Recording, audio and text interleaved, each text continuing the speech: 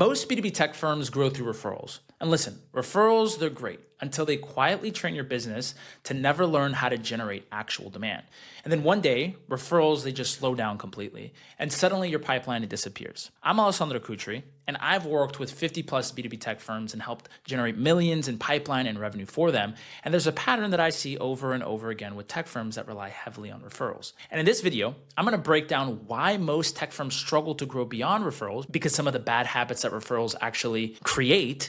And then I'm gonna show you the 3 solutions that you can actually implement within your business to make sure that you can build a predictable acquisition system that grows beyond referrals. So without further ado, let's get right into it. Now, the biggest core problem that I see with B2B tech firms is that a lot of them start growing via referrals, and referrals, they're great, right? They mean that you are doing a good job, that people are recommending your service. However, they're creating hidden habits that you may not know about, and these hidden habits are going to be what actually stunt your growth. Now, I want to give you a quick analogy so you can understand exactly what you need to get to the next level of growth within your business to build a predictable acquisition system. So let's say, for example, a boxer, right? That starts out, that has a lot of natural talent, that's really good at just fast hand coordination. He can rise through the ranks in amateur and get to the next level in terms of professional level. But when he gets to that professional level, the things that he may have done during the amateur route and during his time before aren't going to be the same things that get him to compete at a high level in the professional level, right? Maybe he skipped some days. Maybe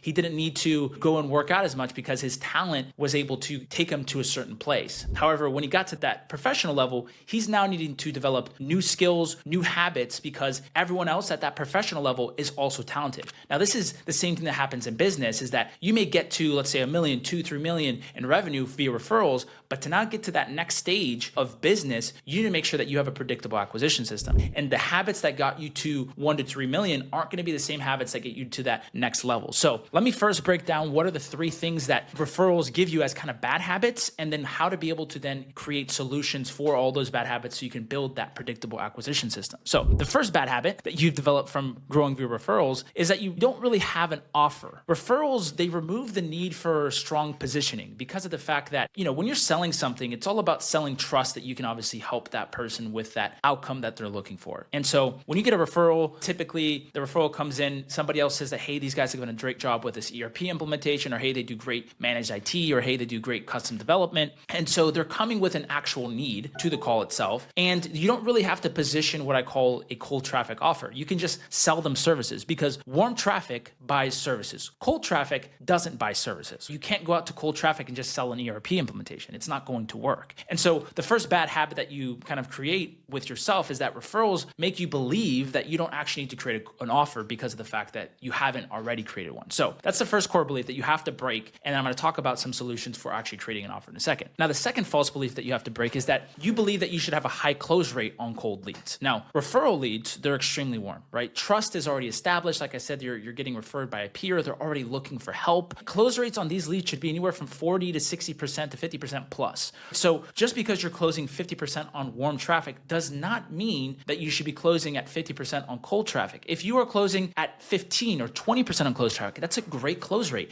and that can actually help you scale. So sometimes people have this false perception of reality that, oh, because I'm closing at a 15, 20%, that means that all the leads are super unqualified and this and that, where it's like, hey, no, you actually should be closing at a 15 to 20% rate, and you can grow your business very predictably as long as you know that you can stick at that 15 to 20% close rate. So you don't need to have a 50% plus close rate on cold traffic to be profitable, and you have to make sure that you don't come into thinking that with whatever type of cold acquisition funnels that you run. Now, the third mistake that I see so many tech firms make is they don't have a trust system. And what I mean by that is that because you've grown via referrals, trust is there automatically. People are going to trust you because they've been referred by someone else. When you go to cold traffic, they're going to require trust. And so most tech firms, they don't have a go-to-market system. They're not sending out any type of nurture sequence or pre-call education. And so prospects show up skeptical, which then they don't end up closing. And so what ends up happening is people think, oh, well, these leads just aren't qualified. which isn't the case. They're just not being educated, they're not being pre-sold, and they're not being warmed up so that you can actually close them. So those are the three main key mistakes that I see so many tech firms make, and it's the reason why they struggle to grow beyond referrals. So real quick, if you're listening to this and your business is currently relying on referrals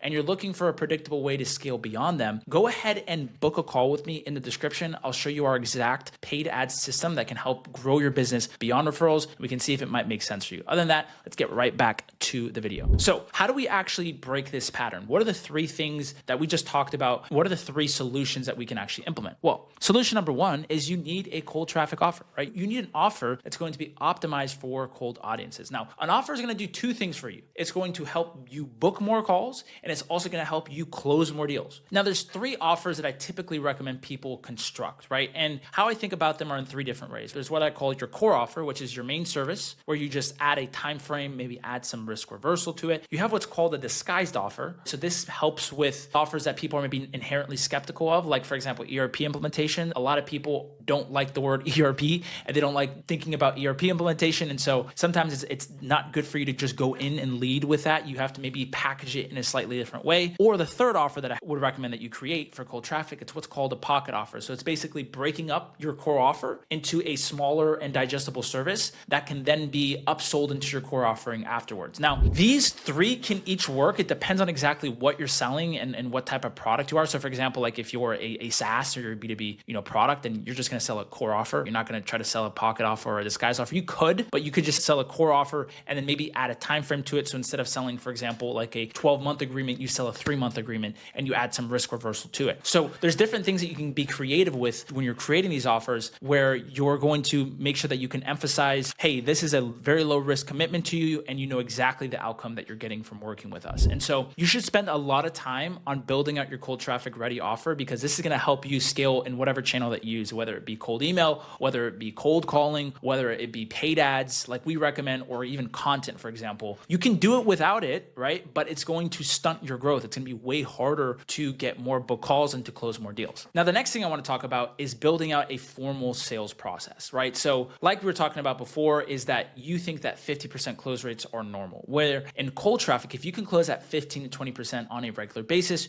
you are going to be able to scale that channel relatively easily. And so what are the things that you need to do during your sales process to make sure that you can close at least at that 15 to 20% rate? Well, first of all, one of the biggest things that you can do to bump up your conversion is calling your leads faster. So making sure that you're getting on the phone, calling these people, booking them in, or just calling and confirming your leads. The next thing is making sure you're tracking all your metrics, right? So there's so many companies that I talk to when they are running sales, they're flying blind when it comes to data. You should know exactly what your first call show rate is, what your second call show rate is. You should know what your scripts look like for your discovery process, for your proposal process. You should know how long your sales cycle is. You shouldn't have to guess about these things. They should all be data that you're tracking week over week, so that you can actually start to determine if what you have is a sales issue or what you have is a marketing issue. Because without data, you're flowing off of gut feel, off of emotional feel. So when you start to really track how many qualified leads come in and know what a qualified lead is, now we typically classify qualified leads as being somebody that is in your ICP and that has the budget and the authority to buy what it is that you're selling. So if they have those three things, that means that you should be closing 15 to 20% on those leads that do come in. So if you're not closing at that, okay, let me look at my value proposition. Am I positioning my product the right way? Am I priced way too high? For example, am I priced way too low that it's unbelievable that I can actually do this, right? So really then being able to understand why people are saying no. Do I have documented process for my discovery, my sales, and my proposal process, so that you can know that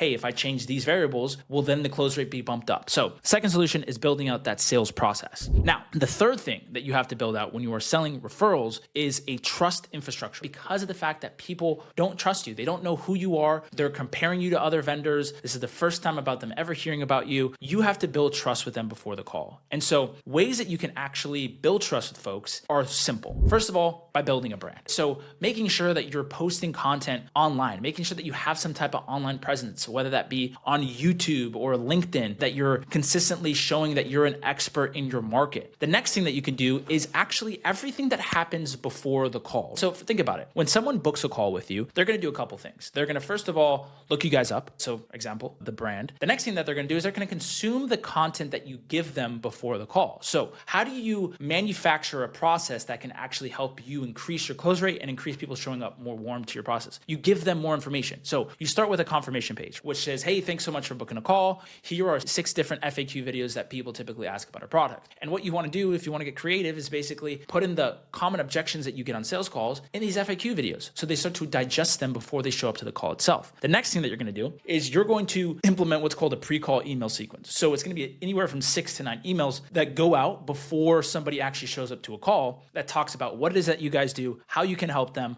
and sharing with them some different case studies of people that you've helped out within the process and help them get a similar outcome to what they're looking for. The last thing that you can do is document client success stories and document them in video version, right? So video testimonials are very powerful because they can actually see someone, you can't fake those, and they actually help build trust as people that were in a similar scenario to them before, so that you can actually send over these case studies that are relevant to a certain prospect. So you have a prospect that has an exact situation or is an exact similar type of company to somebody you've helped out before. If you have a case study video that you can share with them before a call, that's going to help your prospect believe that you can help them solve the problem that they're looking for help with. And so those are the main 3 things that you want to make sure that you're implementing on the back end of your acquisition system to make sure that you can actually grow beyond referrals. So that is all I have for you today in terms of this video itself. If you guys did get some value out of this and you wanted some help with growing your tech firm beyond referrals, I've included a link within the description for you to book a call with me. We can talk about what your current situation looks like and to see if we might be able to help. But if not, no worries at all. Make sure to just like, comment, and subscribe for more B2B tech growth strategies. And I hope you guys have a great rest of your day. Take it easy. Ciao.